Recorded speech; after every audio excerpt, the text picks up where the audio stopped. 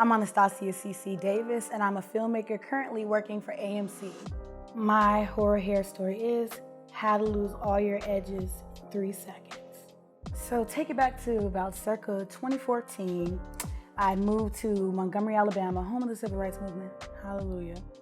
And I was at my HBCU, the illustrious Alabama State University, where it's a great time to be a Hornet. But what I did not understand was that Montgomery, Alabama has a whole subculture that I was not previewed to. And in Montgomery, Alabama, they don't play about that appearance at all. You're coming from the home of Southern belles, debutantes, all of the things.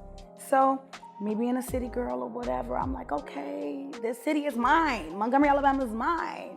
And I decided to run for Miss Sophomore.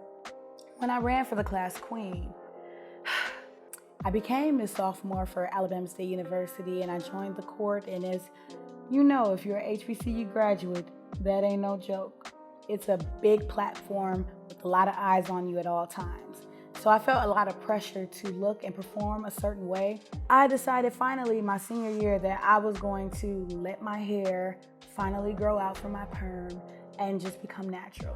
So mind you, on my journey of undergrad, I became Weavy Wonder. It was a fact. I decided to put the hair up. The humidity and I were not best friends. So I decided to put my hair up in what I thought would be a protective style to make sure I could maintain the health of my hair. And in that time, I was being very much so criticized from many generations, ranging from the little kid at the gas station to professors. It was a lot about my leave out, which was very interesting because Montgomery is home of the humidity and I was home of the natural, and those two did not mix. So in an effort to save face and to assimilate and be what I thought I had to be, what I thought the Alabama standard was, I listened to people who told me to get a perimeter perm. Baby, what's a perimeter perm? I was like, oh, I don't do perms anymore, I'm natural. They told me, oh no, you can go to people, all they'll do is perm your edges and you leave the rest natural. That way, when you have your leave out, that's nice and slick for your weaves, but you can keep growing your hair in the back. I said, oh my gosh, that makes so much sense. Yeah, I'm gonna do that. So I did that. I went and I got that perimeter perm, and baby, that perimeter burned. It burned, it died. Listen, I would get those perms over and over and over again, trying to keep up with what I felt was like the privilege and the pristine. And I was a class queen. I had an image to uphold, and I even had alumni at my throat about my leave out and my hair. So at that point, I took it upon myself and I said, I must conform. I must make sure that my edges are on point. I must make sure that my leave out is flat. It can't be puffy. It can't be poofy. It has to be what is considered the standard here.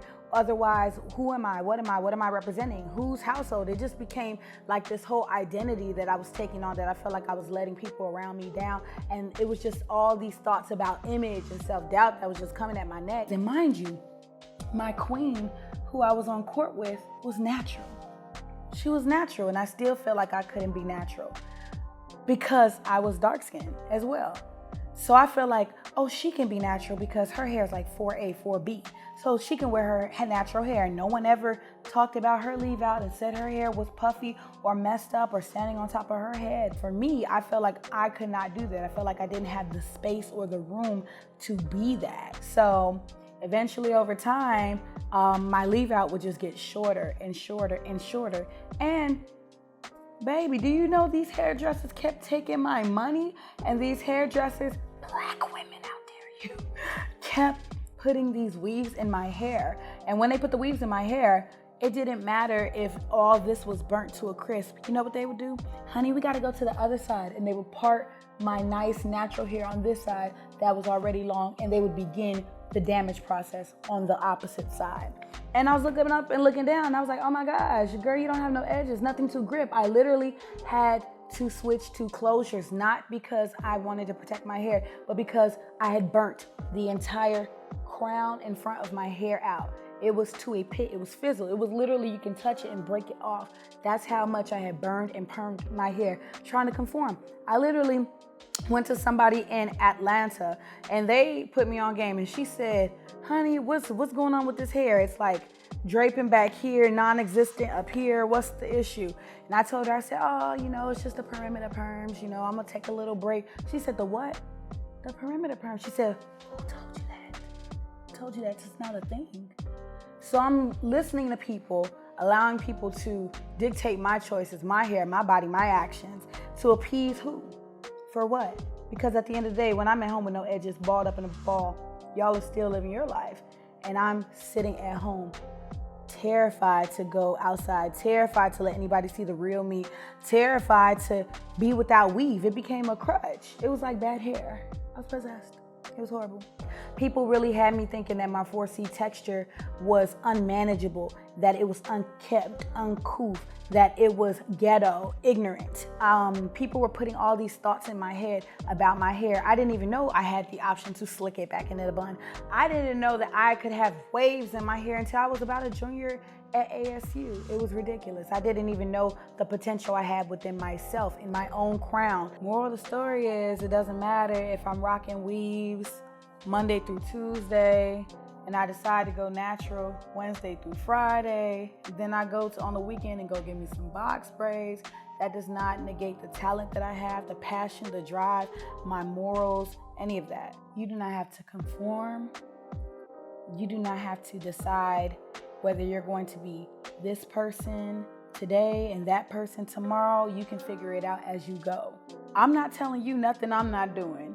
I am learning and unlearning different things that I've been told in society and things about my complexion versus my hair type. I've seen people tell dark-skinned girls, oh, you have great hair for a dark-skinned girl. And I've watched people astonished that my hair can slick back like this because I've wore it out in a fro, kinky, matted up. And then when I slick it back, they're like, oh my God, your hair is pretty. Emphasis on the is, as if it's only pretty when it has a European twang to it. Don't feel like, oh, if I wear this hair, I'm too ghetto. If I wear this hair, I'm more classy. If I wear this hair, I'm more black. Because there's also the whole natural movement in which you're shaming people to wear natural, if they're wearing natural hair and then they decide to wear weave, it's like, why do you want to be white? Why do you want to assimilate? Just wear your hair. It's our choice, and that's what we fight for every day, for a choice to do what we want with our hair, when we want with our hair, and this is your choice, and this is your time and your moment to figure all that out. And if you want to bounce from king to Kong in your head, you can do that because you are worth it.